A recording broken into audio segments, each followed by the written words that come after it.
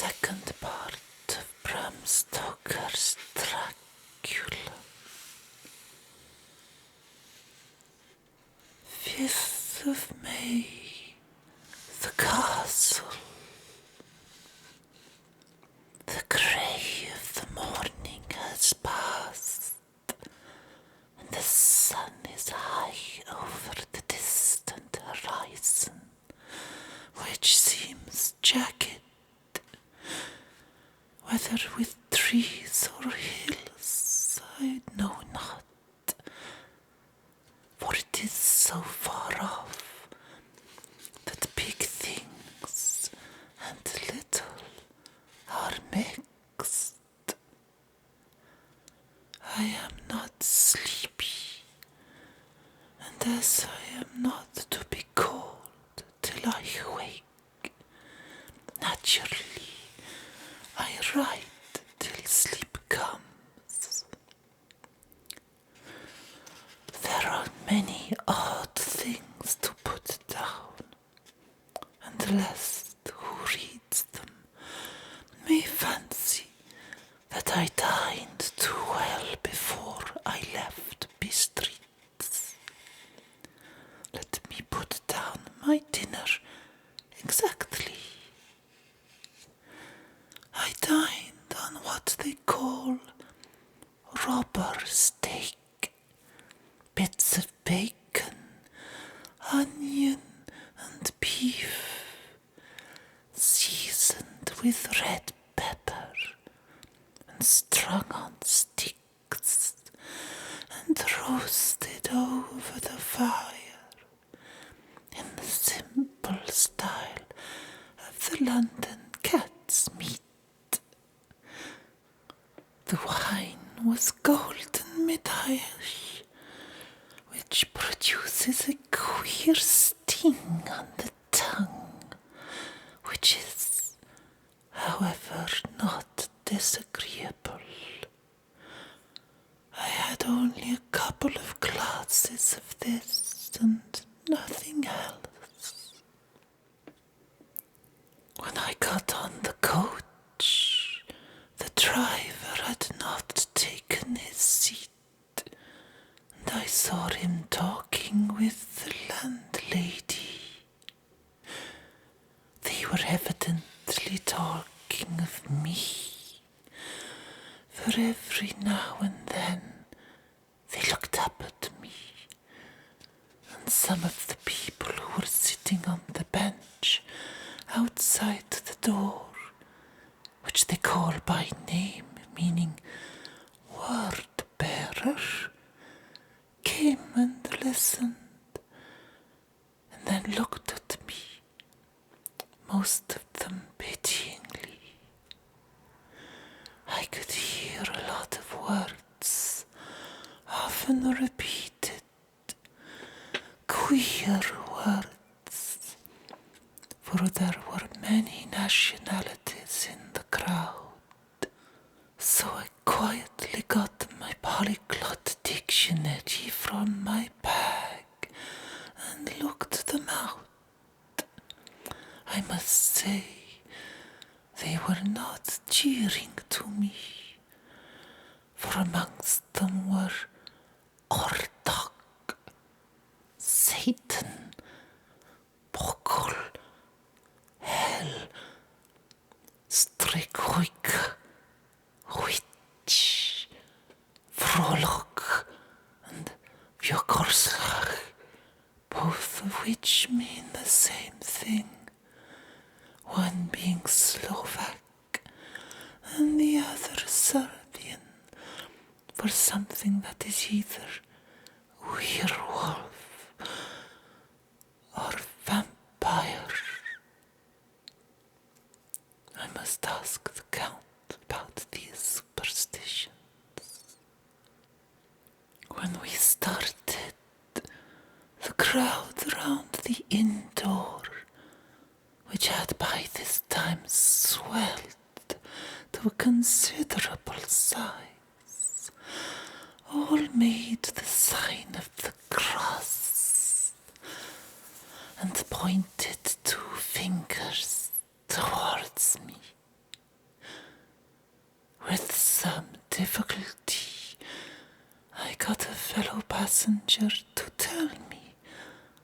what they meant.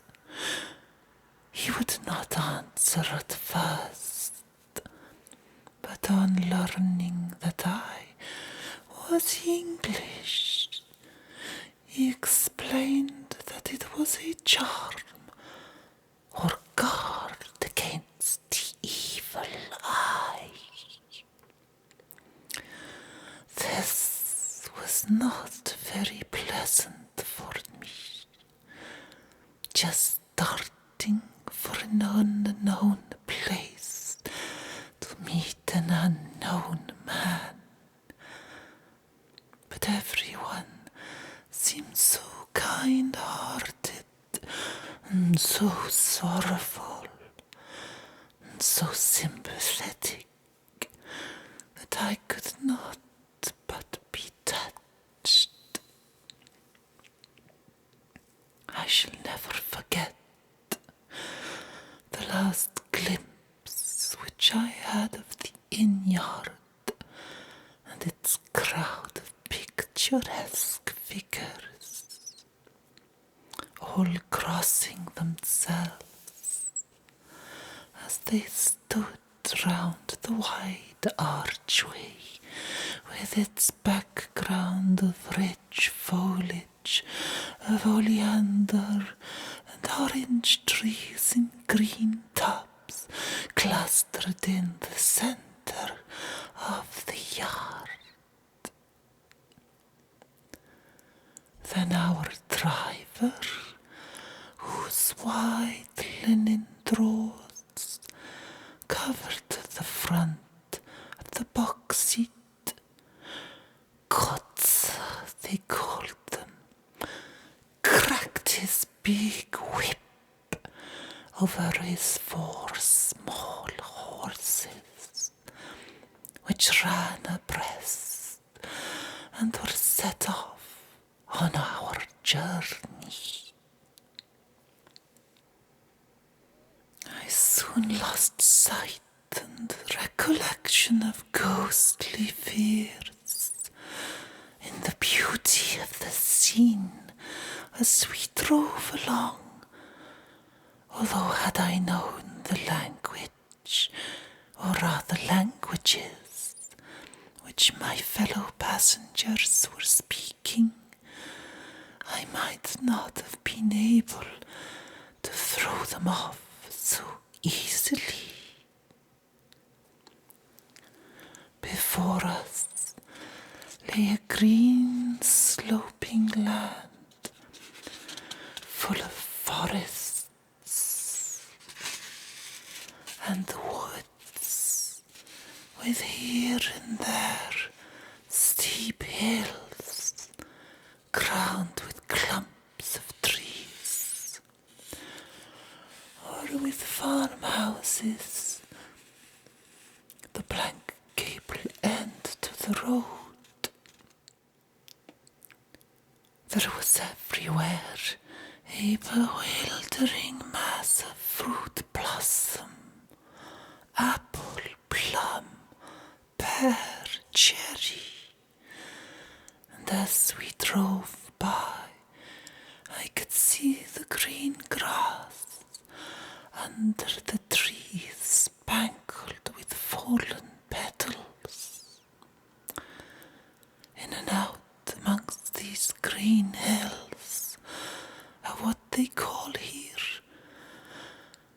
the Middle Land, ran the road, losing itself as it swept round the massy curve, or was shut out by the straggling ends of pine woods, which here and there ran down the hillsides like tongues of flame. The road was rugged, but still we seemed to fly over it with a feverish haste.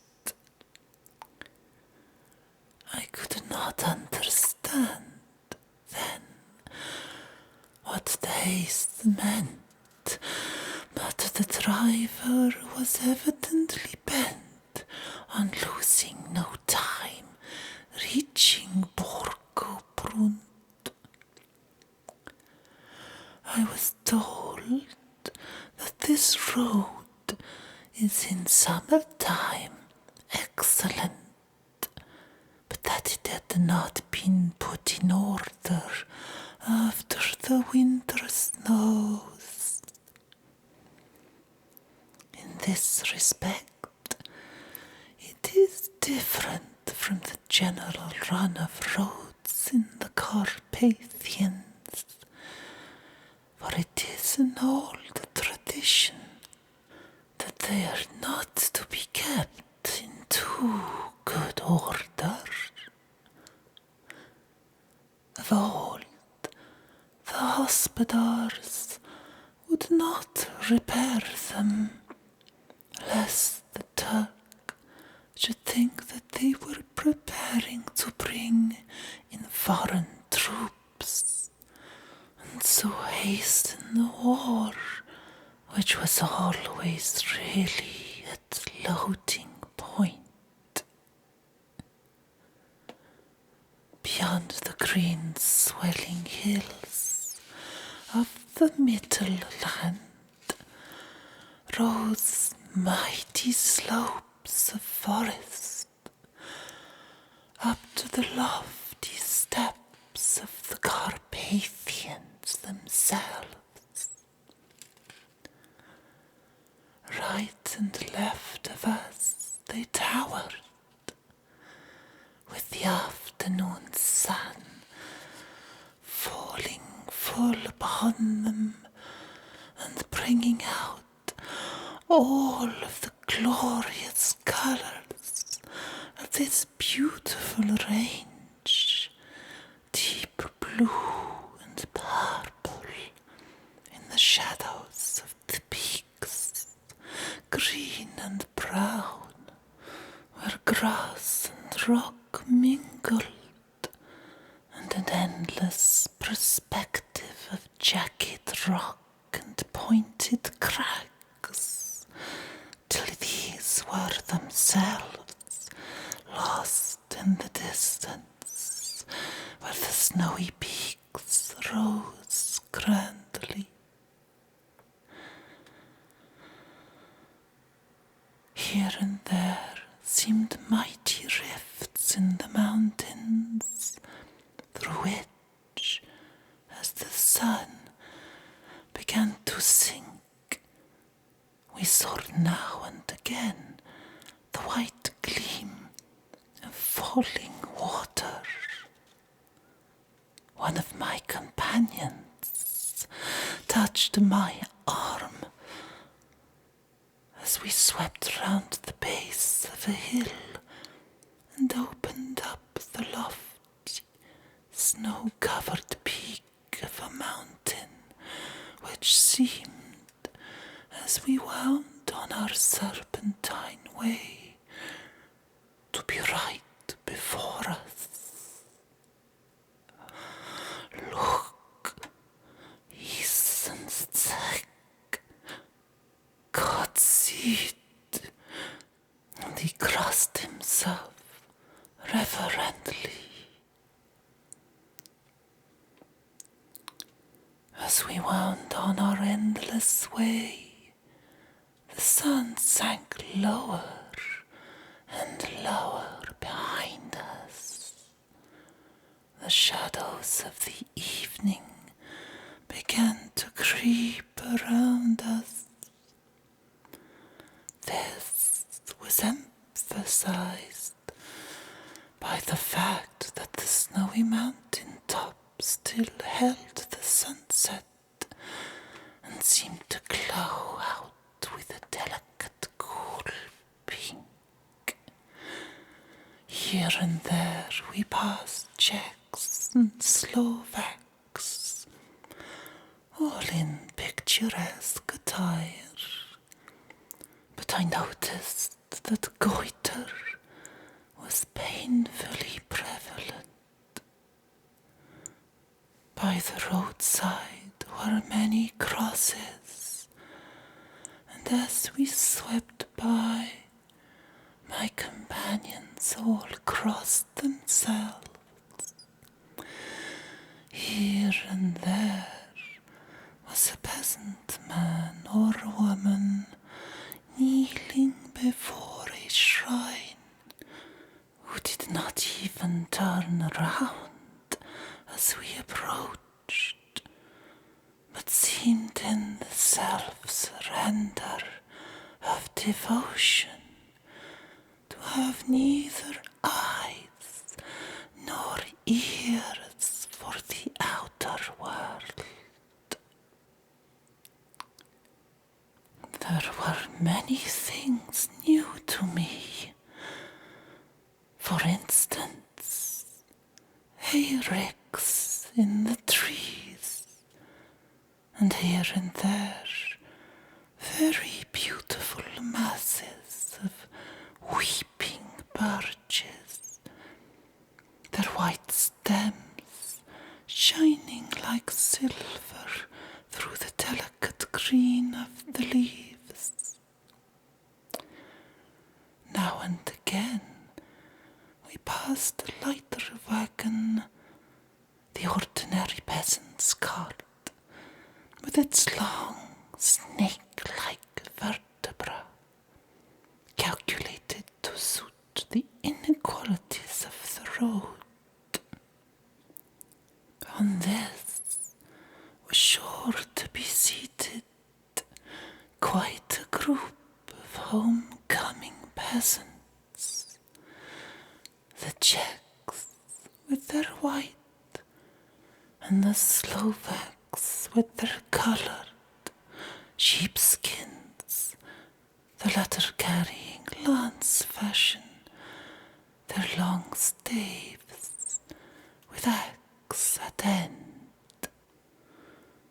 As the evening fell, it began to get very cold, and the growing twilight seemed to merge into one dark mistiness. The gloom of the trees, oak, beech, and pine, though in the valleys, which ran deep between the spurs of the hills, as we ascended through the paths, the dark firs stood out here and there against the background of late-lying snow.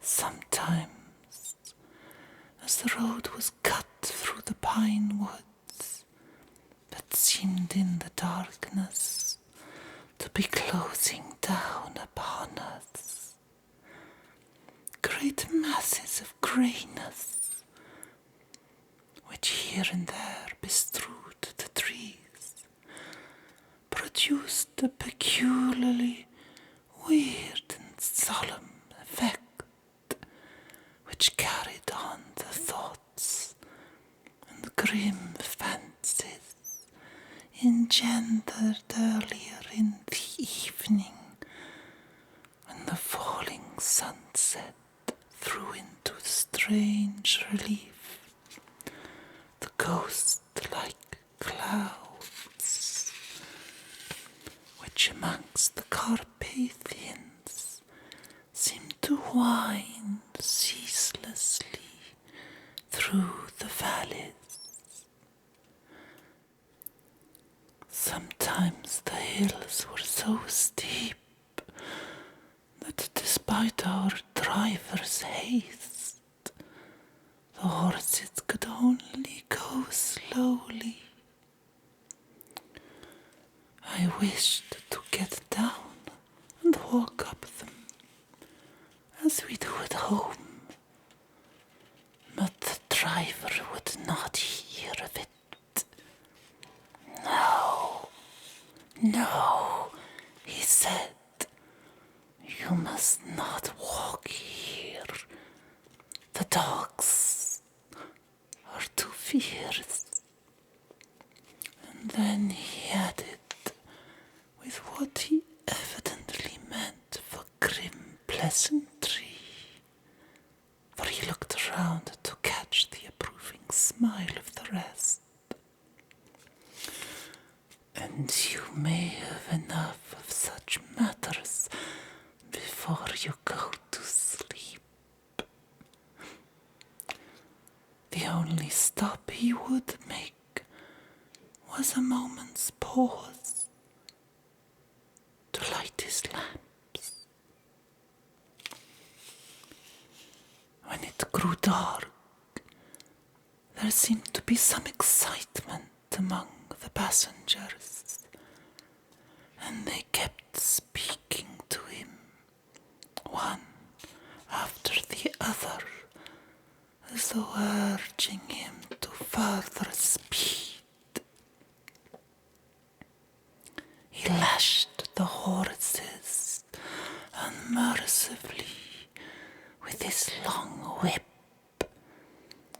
and with wild cries of encouragement urged them on to further exertions. Then through the darkness I could see a sort of patch of grey light ahead of us, as though there were a cleft in the hills. The excitement of the passengers grew greater. The crazy coach rocked on its great leather springs and swayed like a boat tossed on a stormy sea. I had to hold on. The road grew more level, and we appeared to fly along. Then the mountains seemed to come nearer to us on each side, and to frown down upon us. We were entering the Borgo Pass. One by one, several of the passengers offered me gifts, which they pressed upon me with an earnestness which would take no denial. These were certainly of an odd and varied kind, but each was given in simple good faith, with a kindly word and a blessing, and that strange mixture of fear, meaning movements, which I had seen outside the hotel at Bistritz, the sign of the cross and the guard against the evil eye. Then, as we flew along, the driver leaned forward, and on each side the passengers, craning over the edge of the coach, peered eagerly into the darkness. It was evident that something very exciting was either happening or expected. But though I asked each passenger, no one would give me the slightest explanation. This state of excitement kept on for some little time, and at last we saw before us the pass opening out on the eastern side. There were dark, rolling clouds overhead, and in the air the heavy, oppressive sense of thunder. It seemed as though the mountain range had separated two atmospheres, and that now we had got into the thunderous one. I was now myself looking out for the conveyance which was to take me to the Count. Each moment I expected to see the glare of lamps through the blackness, but all was dark. The only light was the flickering rays of our own lamps, in which the steam from our hard-driven horses rose in white cloud. We could now see the sandy road lying white before us, and there was on it no sign of a vehicle. The passengers drew back with a sigh of gladness, which seemed to mock my own disappointment. I was already thinking what I had best do when the driver, looking at his watch, said to the other something which I could hardly hear, and it was spoken so quietly and in so low tone, I thought it was an hour less than the time.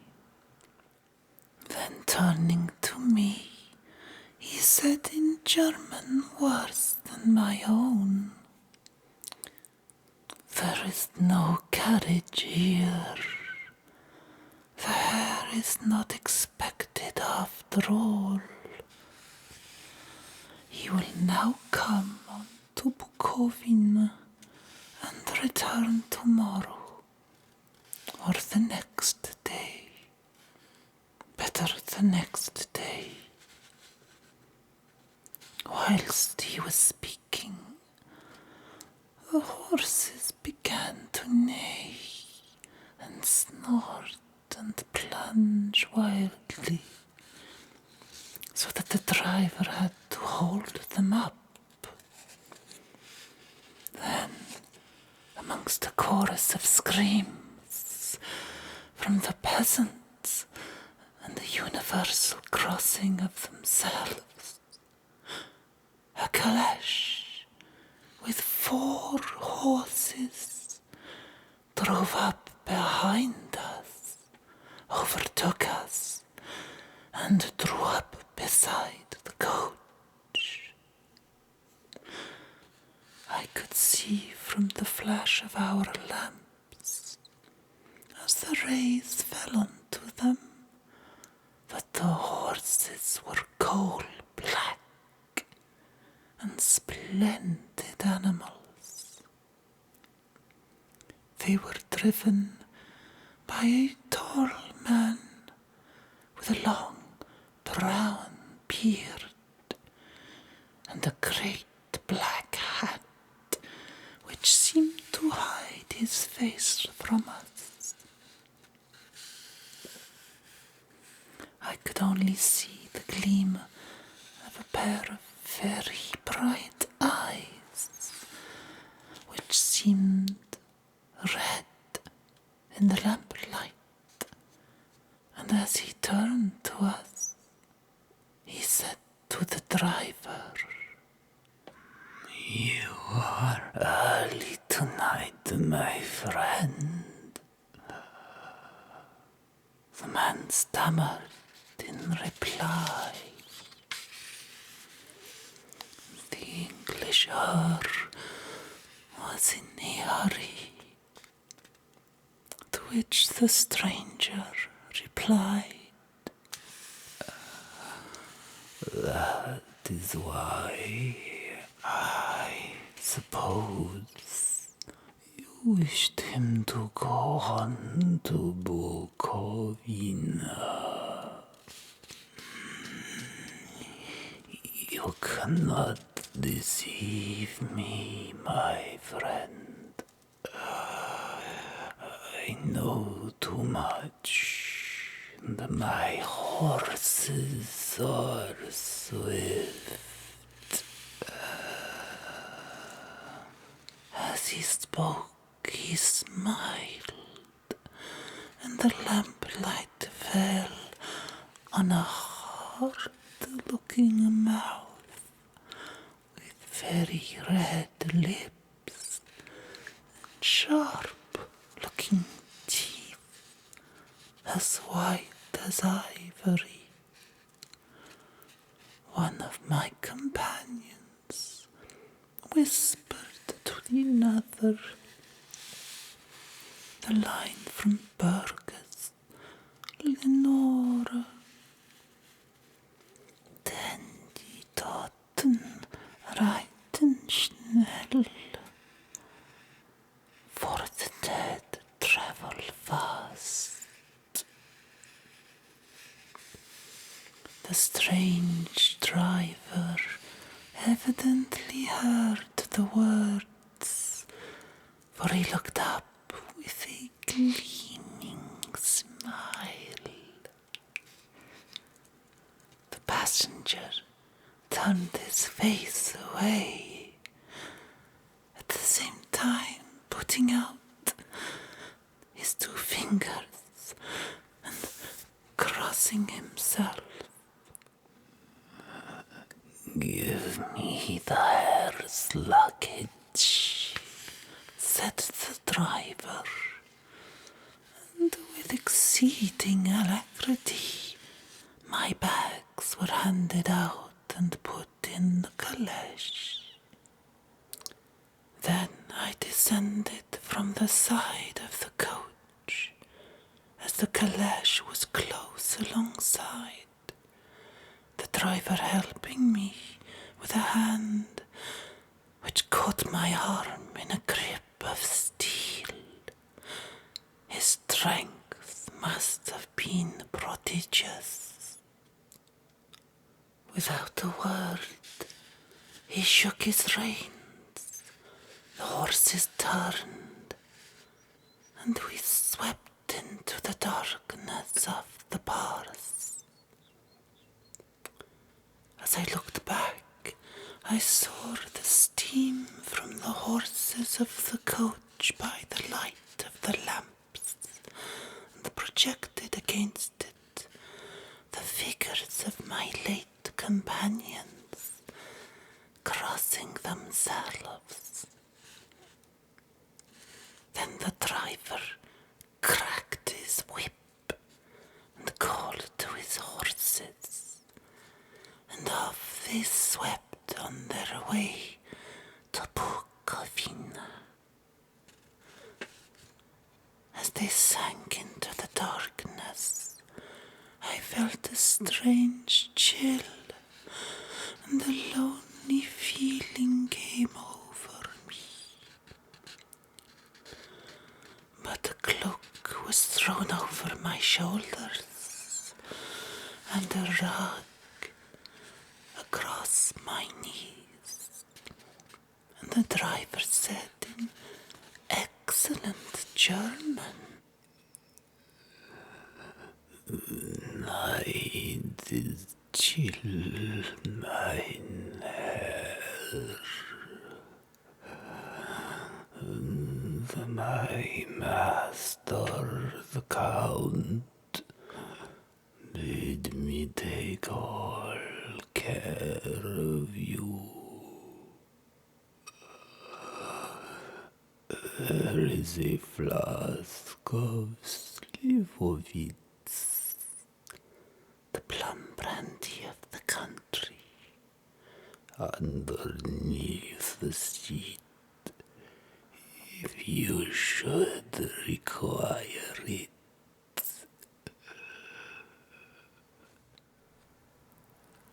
I did not take any, but it was a comfort to know it was there all the same. I felt a little strangely, and not a little frightened. I think had there been an alternative, I should have taken it instead of prosecuting that unknown night journey. The carriage went at a hard pace, straight along. Then we made a complete turn and went along another straight road. It seemed to me that we were simply going over and over the same ground again. And so I took note of some salient point and found that this was so. I would have liked to have asked the driver what this all meant, but I really feared to do so, for I thought that, placed as I was, any protest would have had no effect in case there had been an intention to delay. By and by, however, as I was curious to know how time was passing, I struck a match, and by its flame looked at my watch. It was within a few minutes of midnight. This gave me a sort of shock, for I suppose the general superstition about midnight was increased by my recent experiences. I waited with a sick feeling of suspense. Then a dog began to howl somewhere in a farmhouse far down the road, a long, agonized wailing, as if from fear. The sound was taken up by another dog, and then another and another, till, borne on the wind, which now sighed softly through the pass, a wild howling began, which seemed to come from all over the country, as far as the imagination could grasp, through the gloom of the night. At the first howl, the horses began to strain and rear, but the driver spoke to them soothingly, and they quieted down, but shivered and sweated as though after a runaway from sudden fright. Then, far off in the distance, from the mountains on each side of us, began a louder and a sharper howling, that of wolves, which affected both the horses and myself in the same way, for I was minded to jump from the caleche and run, whilst they reared again and plunged madly, so that the driver had to use all his great strength to keep them from bolting. In a few minutes, however, my own ears, accustomed to the sound, and the horses so far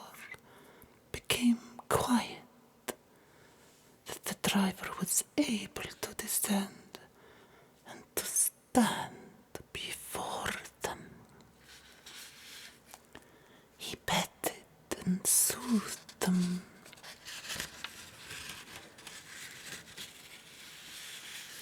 And whispered something in their ears, as I have heard of horse tamers doing, and with extraordinary effect, for under his caresses they became quite manageable again, though they still trembled. The driver again took his seat, and shaking his reins, started off at a great pace. This time, after going to the far side of the pass, he suddenly turned down a narrow roadway which ran sharply to the right.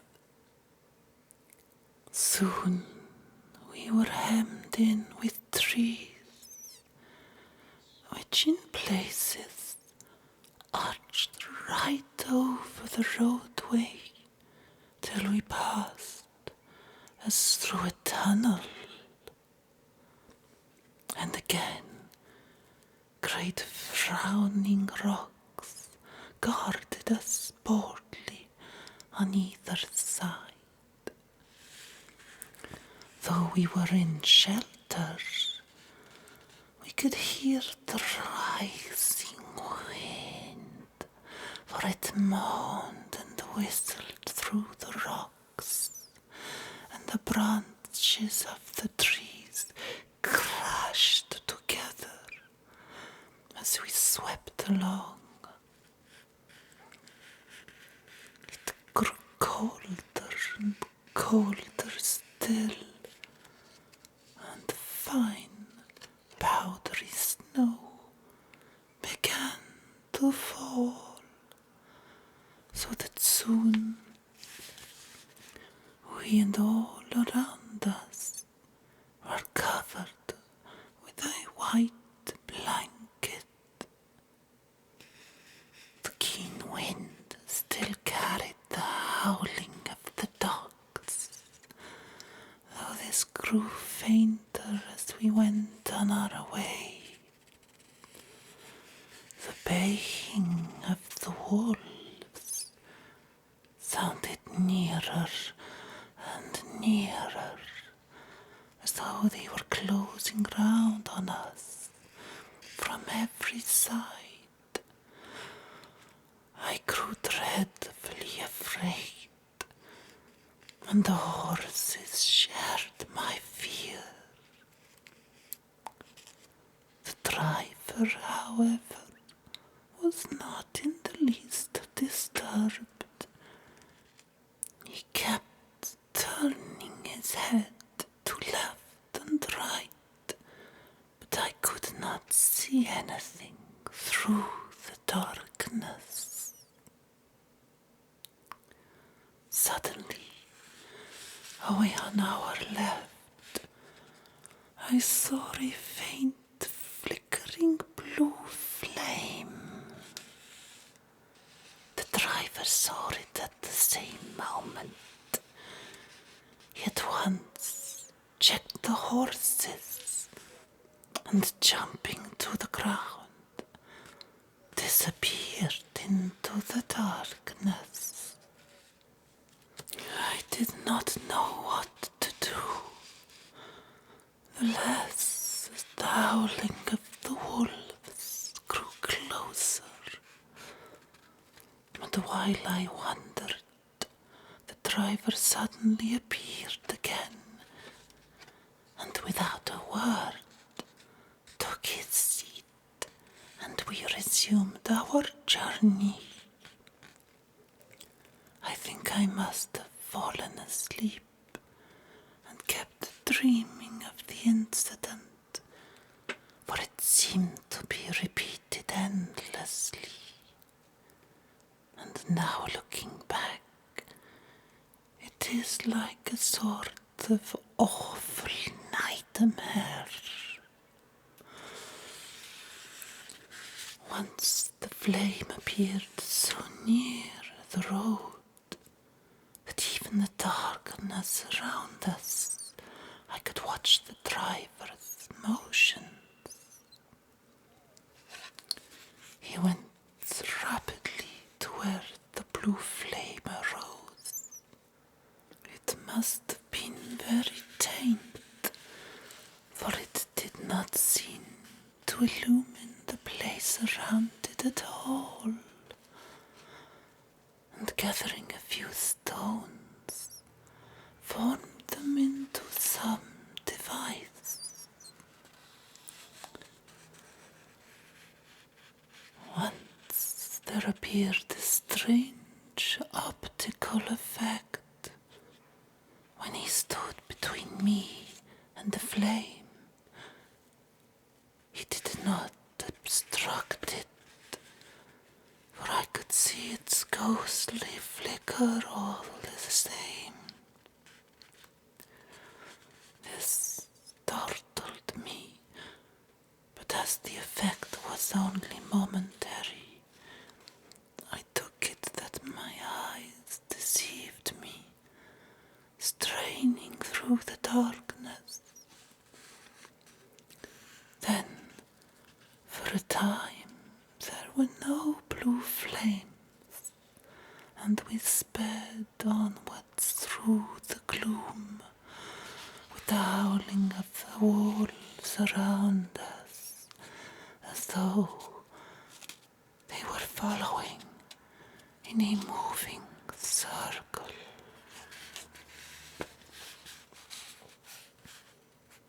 At last, there came a time when the driver went further afield than he had yet gone, and during his absence, the horses began to tremble worse than ever, and to snort and scream with fright.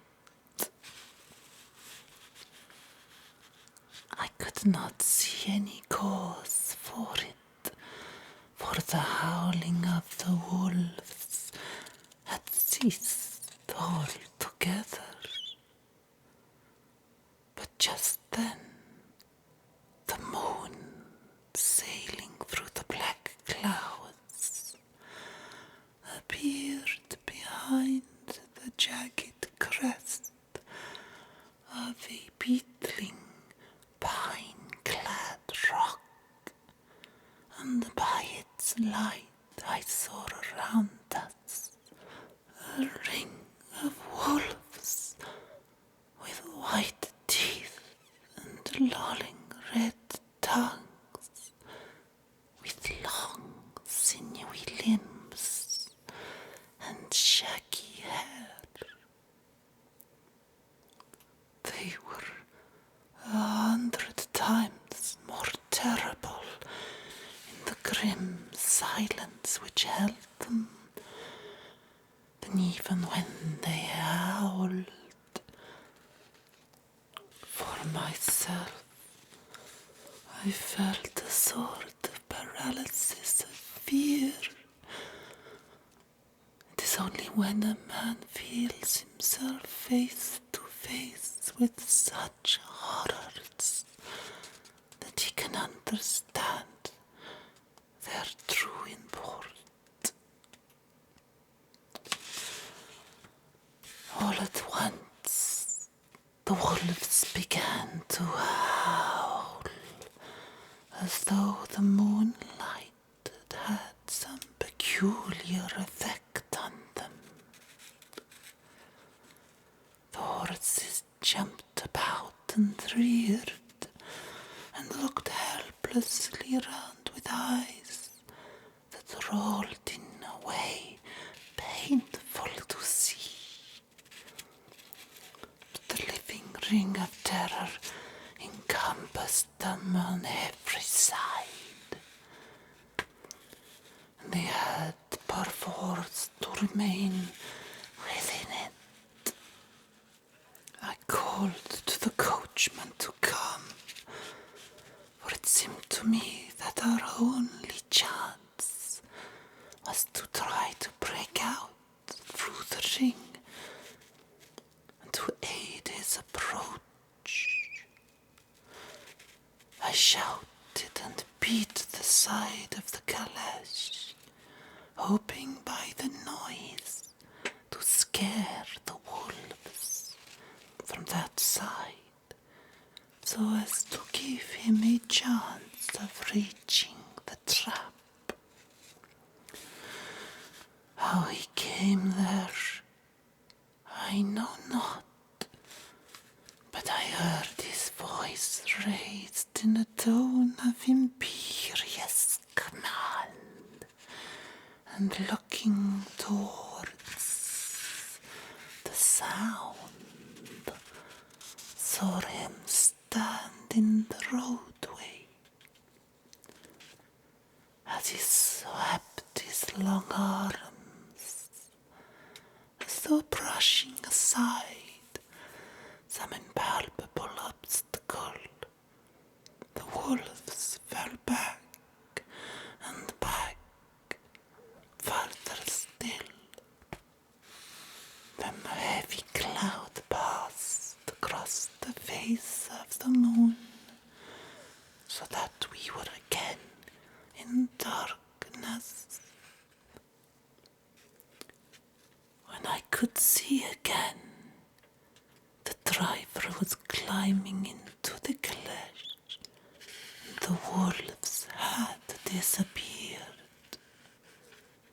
This was all so strange and uncanny that a dreadful fear came upon me, and I was afraid to speak or move. The time seemed interminable as we swept on our way, now in almost complete darkness, for the rolling clouds obscured the moon. We kept on ascending, with occasional periods of quick descent, but in the main always ascending.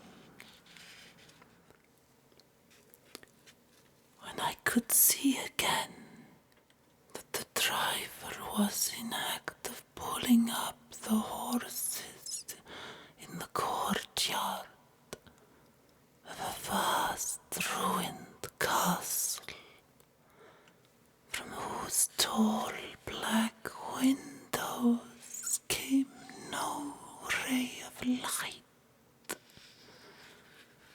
and whose broken